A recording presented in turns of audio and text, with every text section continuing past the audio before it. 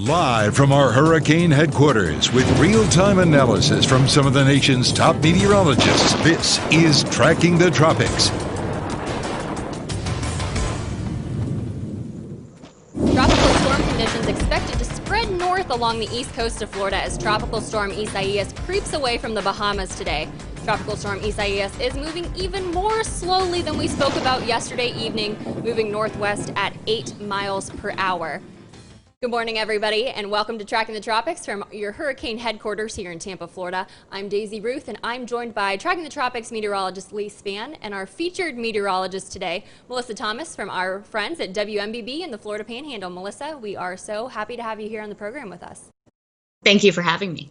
So, Melissa, before we get your perspective, Lee, we want to head right to you for the latest on Tropical Storm Isaias. The 11 a.m. advisory from the National Hurricane Center just came out. What can you tell us? It certainly did. It didn't get any stronger. It also really didn't get any weaker at this point. There was actually a lot of convection that ended up just around the center of circulation. So despite the fact that there's a lot working against this storm, there's a lot of wind shear, there's a lot of dry air.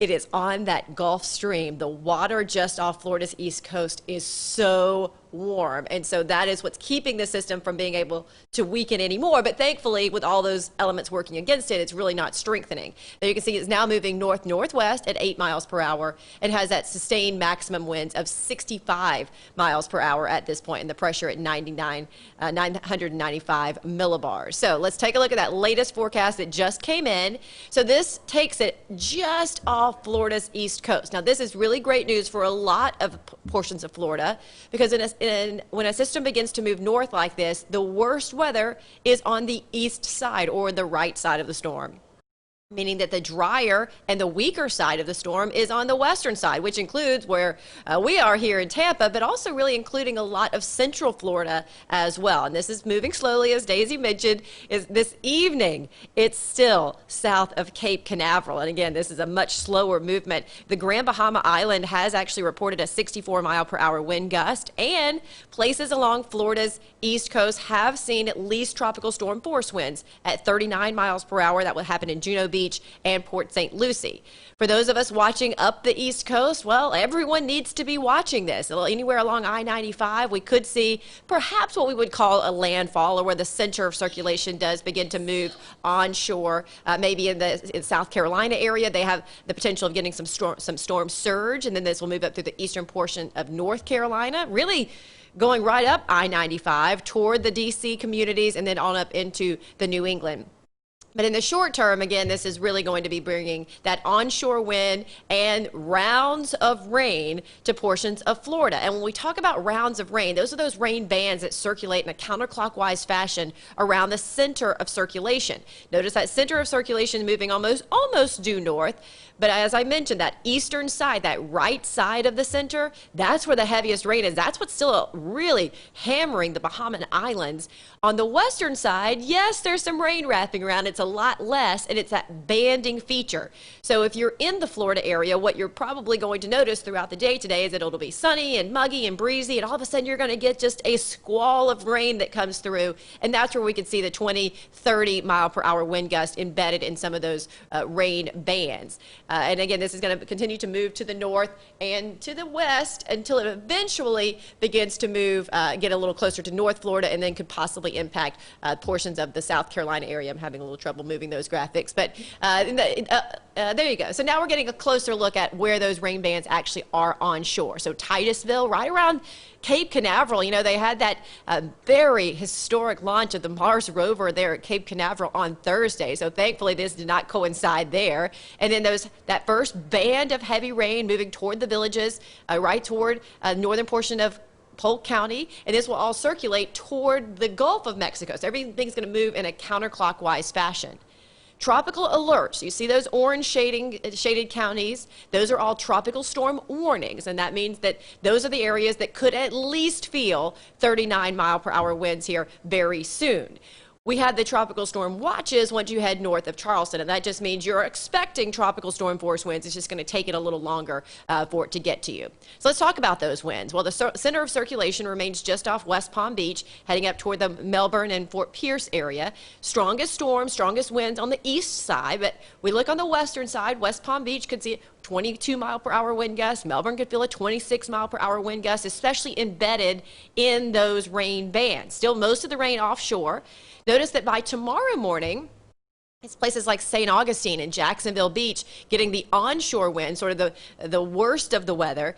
It's still going to be breezy south of the system, so places like Lake Placid or even Fort Myers, but that's going to be a drier breeze coming from the northwest. So for at least a short term, right behind a system when it passes you, you get a drier time period.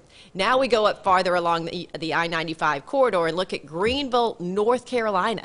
Their wind speeds could possibly be even more than in Florida. I mean, we're talking 46, 41 mile per hour winds right there along the very fragile Outer Banks of North Carolina. Heavy downpours will be possible, and then that's going to continue on up as you know into the New England area as well with that heavy rain. So this storm, while it is never going to be exceedingly strong, it is going to be exceedingly all-encompassing, meaning a lot of states, a lot of people will feel either tropical storm force winds or inundating rainfall. So that's kind of the look at what we're seeing right now with Tropical Storm Isaias. We're so glad that it never strengthened. We wish that it would weaken a little bit quicker than it did, but at least the position, Daisy and Melissa, that's putting the worst weather out in the water, out in the Gulf, out in the Atlantic, and not on land. Lee, thank you so much for that update. We really appreciate that 11 a.m. advisory coming in from the National Hurricane Center. So if you're just joining us here on Tracking the Tropics, I have a few Facebook pages pulled up, including ours and, of course, WMBB. So if you have a question about Tropical Storm, I keep trying to almost say hurricane, Lee and Melissa. Nope. Tropical Storm Isaias, leave a comment, hashtag Hey Daisy, hashtag Hey Lee, or hashtag Hey Melissa. So Melissa, I'm interested to hear your perspective on the storm from the Panhandle. You and Lee are, of course, the experts, and you guys thankfully seem to be safe from the storm in the Panhandle, so it seems. Oh, we're more than safe. We actually have beautiful weather today. So being so far west and in the northwest of it, our winds are actually coming out of the northeast today, which is helping keep us very dry, lots of sunshine. What we're really watching in the coming days as, I almost did it too, Tropical Storm Isaias continues its northward track is heat advisories is really what the Panhandle is going to be facing. Very minimal rain chances, and actually because of the setup and where the storm is to our east, we have unseasonably low rain chances. Typically each afternoon you'll get the thunderstorms rolling in with the sea breeze, but the moisture in the air around the Panhandle currently is so low that there's really just not much fuel to even tap into for the sea breeze rain chances. So everybody's getting out. If they're getting out to the beach today, they're likely not going to be running into that afternoon convection that you can usually set your clocks to, which is good news for the Gulf Coast waters south of the Panhandle for the SpaceX splashdown later this afternoon. Right. So ended up being a perfect forecast for the landing sites along the Panhandle. I believe it's going to be south of Pensacola later this afternoon. So very good forecast for that purposes. And we keep that for the next few days as it continues to travel north to our east. Sunshiny skies into Monday and Tuesday as it makes its way towards South Carolina off the Georgia coast. We're still sunshiny, we're still dry, we're still hot. So no vacation plans affected along the Panhandle through Panama City, Pensacola, Apalachicola. All in the clear except for some stray showers that might make their way eastward. Yeah, it certainly seems counterintuitive, Melissa, that there's a tropical storm so close and we're saying perfect weather for splashdown out of space. But as I mentioned, as that storm moves north, drier air starts to come in and you guys are just on that outer fringe. So perfect weather for the Mars rover to launch a couple of days before the system came through, and perfect weather for the astronauts to splash down south of Pensacola. I mean, it's again, counterintuitive, it's ironic, but the way things have worked out, we got very lucky with both of those. Yeah, I've watched different launches and how weather affects them hour to hour to hour in planning and approving launches. So the fact that the launch was, went smoothly with the system near it, and then landing as well going smoothly, you're right. That's a very lucky thing. Yes. So I have a question for you ladies, and this is something that I have seen in the past few releases as we were covering Tropical Storm Isaias yesterday, and even when it was Hurricane Isaias, again, now a tropical storm, it has weakened. It is moving very slowly at 8 miles per hour, and I had never really experienced that slow-moving kind of storm until last year with Hurricane Dorian, when that was moving incredibly slow. Whoever wants to take this question, how is that going to impact places like the Carolinas when it continues to hug the coast? Well, earlier, just to kind of give you a little bit of historical perspective, earlier Isaias was moving extremely quickly at 27 miles per hour. So 8 to 10, it's not unusual, but what that means is if you get tropical downpours, and you get them for hour after hour after hour as that storm creeps north, you know, the threat of flooding becomes such a higher priority, much more than wind speeds in a lot of cases when you have these slower moving storms, because you get the flooding that it impacts so many more people than perhaps a strong wind gust right along the coast, where flooding could happen for miles and miles and miles inland. Yep. And then as if I can piggyback off of that, as when they're slow moving like that, the winds continue to drive over the same coastlines in the same spots a little bit longer. So with the winds pushing the water up, it can add to the swells and the storm surge if it's just slowly driving winds into the same spot from the same direction, working those swells up. Yes. And surf.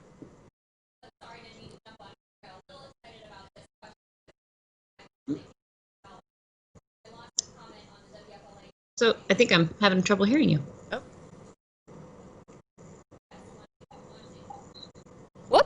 Oops, that was on my end. I apologize there. So I was getting nervous. I've just been so excited about this question that I saw, and I was just saying I apologize there. That was my fault that I lost the comment on the WFLA Facebook page, but somebody commented, hashtag hey Daisy, hashtag hey Lee, hashtag hey Melissa. Hey everyone, what about Josephine? Okay, so we do, I kind of scooted through these graphics, but I'll go back to it. So, you know, we're in August now, and about 61% of all tropical systems occur during August and September. So we know that we have already been, it's the fastest we've ever even gotten to the I-named storm, right. For this in here in 2020. So we have one more tropical wave out there right now, and it has a 60% chance of becoming potentially tropical storm Josephine, but obviously you can see that the general path that it would take is not quite as concerning. Now, you may have heard about something off the coast of Africa. There was a tropical depression that formed just a few miles off the African coastline, but it has already weakened and is now no longer a tropical system. And when it first formed, there was a thought that it could quickly become a tropical storm before dissipating, but we always knew it was never going to move from that general position. So Tropical Depression 10 did form. It has already dissipated. So our only other system we're watching right now has about a 60% chance of developing. All right, so I think that was a very great question. Again, I apologize that I totally missed the name on the question on the WFLA Facebook page there. But Lee, Melissa, final thoughts as we move forward into hurricane season, as we continue to still watch Tropical Storm Isaias. What should folks on the East Coast be concerned for right now? Go ahead, Melissa. Well, you have about a couple of days for the Georgia and South Carolina areas to be finalizing your hurricane preparedness plans. And then you want to be paying attention to your local meteorologists, local emergency management officials, and hearing what they have to say as far as localized impacts for your community. Are you in a low-lying neighborhood? Are you in an evacuation zone? So in the next day, I would be finishing your hurricane plans, listening to the officials, and then moving based on what their advice is. If you feel like you need to scooch in if you're right on the coast, or if you need to be considering long-term rainfall impacts, like Lee was talking about, the inundating with rainfall hovering over or training over certain communities, maybe prepare your properties against that, and make sure you have lots of batteries, and just in case that power goes out for a couple of hours, it's not going to be a really big or intense storm, but any minor power outages, you want to be prepared to have some batteries, have some water, And just keep paying attention to your local meteorologists and emergency managements for your localized impacts and to be considering and preparing for in the next day.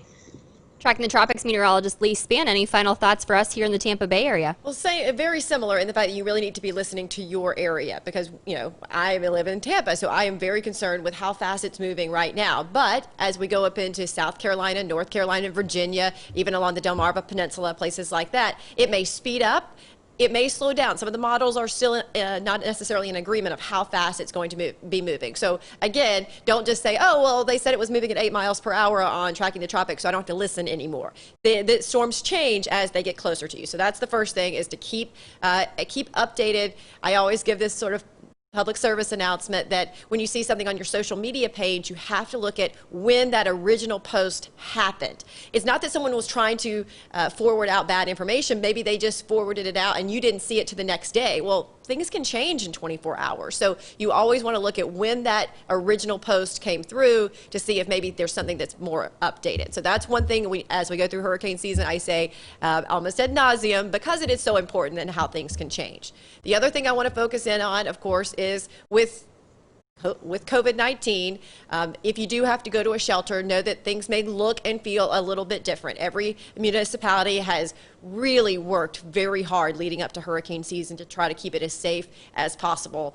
So you also want to listen to that. You want to make sure you have your mask. You want to make sure you have your extra hand sanitizer in your hurricane kit, which is something we've never had to really add to hurricane kits before. And I'm not saying that this one's going to be the end-all be-all big storm, but now is a good time to look at that hurricane kit and say, what new things do I need to add to keep in my emergency supply that maybe I've never had to add before? And maybe that would be masks, thermometers and things like that, and hand sanitizer. So each municipality has worked so very hard to make sure they keep everyone safe. And we hope that this storm's not going to be bad, but we know that at some point we will get a bad storm, and this is already all of those are in place, the measures they've already put in place.